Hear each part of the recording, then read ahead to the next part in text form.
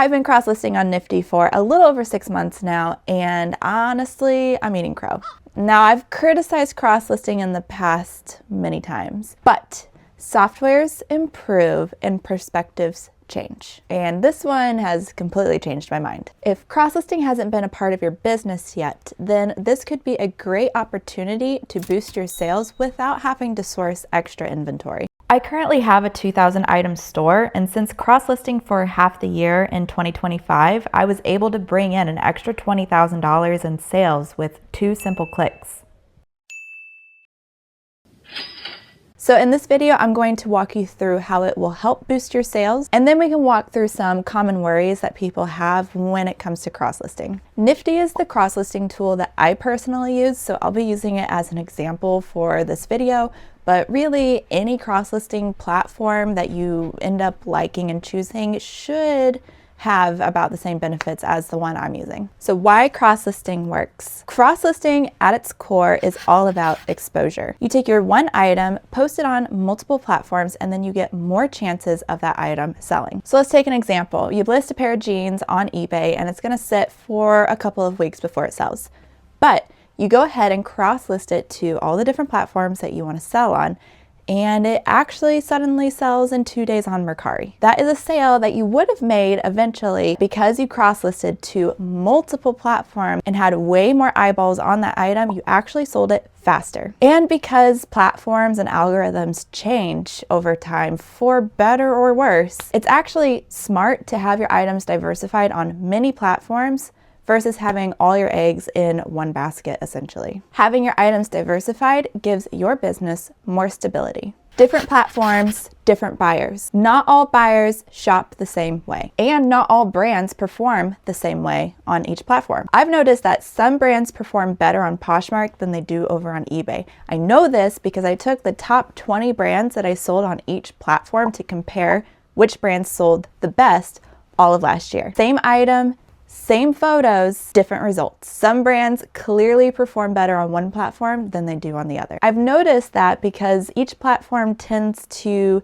draw similar buyer demographics to each designated platform. And so each buyer demographic will be buying similar items. You kind of notice these tendencies and patterns show up as you continue selling on multiple different platforms. Cross-listing lets the market decide where your item will sell best. By the way, if you're curious to try Nifty out for yourself, use my code down below in the comment section. You will get 15% off if you use my referral link. It's a great way to support the channel at no extra cost for you. I will also be having a full walkthrough video from start to finish how I set up my Nifty account. That way, if you're interested in setting your account up just like mine and understanding why I do things the way I do and what I don't do in case that interests you. Now let's get back to the video. So let's address these common worries that people have when it comes to cross-listing. It's the same worries that I had when I was dogging on cross-listing, but like I said, software changes, perspective changes. So let's go ahead and talk about the biggest one, which is platform policy changes. Like I said earlier, platforms can change their policies for better or worse. And in this example, it's for worse. Poshmark currently they don't necessarily have anything against cross-listing, but they do punish people who delist more items than they feel like they should. It's up for their judgment. Occasionally, if more items sell on other platforms and they get delisted from your Poshmark store because they're no longer available, then Poshmark starts flagging that as like delisting policy rule violation, and then they suspend your account. They'll send you an email. I do this about once a month. I just simply respond back, short, sweet, and professional, just saying like, hey, I'm only delisting items that are just no longer available for sale because they sold on other platforms. I would like to be reconsidered for a reinstatement of my account. And usually it takes about a day, sometimes a couple days, but my account comes back and then I can continue on cross-listing to Poshmark, creating new listings, and it's fine. I like having that boost in sales every single month, but it does have a little bit of an inconvenience right now. But yeah, for me, cross-listing is still worth it, even with Poshmark's little delisting thing that they have going on. Okay, so what happens if something sells? If an item sells on one platform, Nifty in the background will automatically delist it across all other platforms for you. That means you're not having to pay attention 24/7 if something sells and then scramble on all your other dashboards to remove it anywhere else. You don't have to worry about double selling, and then because of that, you have a better account health overall, just because you aren't having an increase in canceled orders. Nifty constantly runs on the back end 24/7. You don't have to have a screen open, you don't have to be logged in, you don't have to have your computer on, just does it automatically on its own, and it's very reliable. There are some rare instances where it might have a hard time delisting an item for whatever reason, but they will automatically send an email to you saying, hey, we weren't able to delist this item because it's sold. You're gonna need to go in and delist it yourself. And that's happened to me just like 3 times in the past 6 months, and I've sold thousands of items, so it's very rare.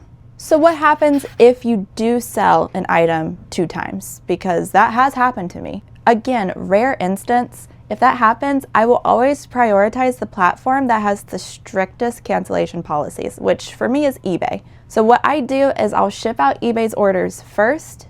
They get first priority.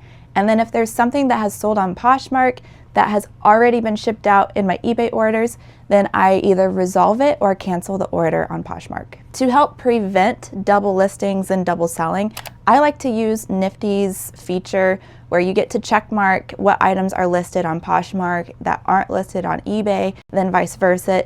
Before I actually go to cross-list items for the day, I like to hit the sync button so that I'm working with the most updated version of my inventory. Once that's updated, I like to pop over to the duplicate tab, which I just discovered thanks to one of you. This will actually show me what listings may be duplicates.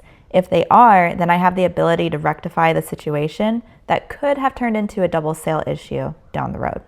It's just another safety net to make sure that things are cleaned up and taken care of to further prevent the chance of double selling. How do I know if something has sold on any of my platforms? There's a few different ways that you can check for sales just to see if you did sell something on a platform. When you go to ship out your items for the day, just either literally open up each app to see if something has sold, or throughout the day or when it's time to ship out items, you can look at Nifty's sale detection page and it'll let you know if something has sold and what that item is and on what platform it's sold on. But personally, what I like to do is I like to look at eBay's unsold feature, because anytime something sells on a different platform, not on eBay, it will be delisted off of eBay and put in the unsold category. And so when I keep that unsold category to 0 and I see another item is actually uploaded into it, then I know I made a sale on Poshmark or wherever I'm selling. So then whenever I go to ship out my items for the day, then once it's shipped out, I will remove it from the unsold. That way it's clean and clear for more sale detections. Managing customer service across all platforms. For this instance, I just recommend having a time chunk every single day, like you do when it comes to listing, when it comes to shipping, whenever it just comes to whatever process you have in your business. Set aside a time to do customer service. This is where you get to answer questions, process returns, and it's just all focused in on that one time block. And it'd be a great time to do a little cross-listing while you're already there at the computer. So if you haven't tried cross-listing yet, I hope this video brought some clarity on some worries that you may have had. And if I didn't address any worries that you have, let me know in the comments. I'm always happy to help. Thank you so much for watching, and I'll catch you guys in the next one.